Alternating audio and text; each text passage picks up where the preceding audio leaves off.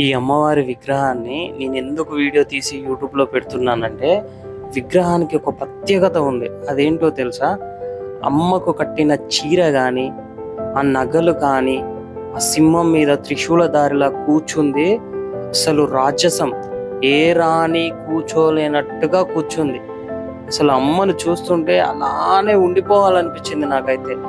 అసలు అమ్మ ఎలా ఉందంటే, తన కొడుకును దగ్గరికి రా బిడ్డ అని పిలిచే విధంగా ఉంది.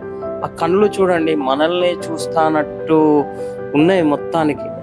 ఒక తల్లి దగ్గర కొడుకు ఉంటే ఎంత ధైర్యంగా ఉంటాడో అంత ధైర్యంగా ఉన్నా నేనైతే. చాలాసేపు ఆ విగ్రహం కాడనే ఉన్నా నేను అసలు. చాలా బాగుంది నాకైతే. అసలు అక్కడి నుంచి రాబుద్ది కాలేదు. మంచిగా అనిపించింది నాకైతే. చూడండి ఎంత బాగుందో అసలు ఆ విగ్రహం. చాలా విగ్రహాలు ఉన్నాయి, కానీ ఈ విగ్రహం మాత్రం చాలా అట్రాక్టివ్గా ఉంది.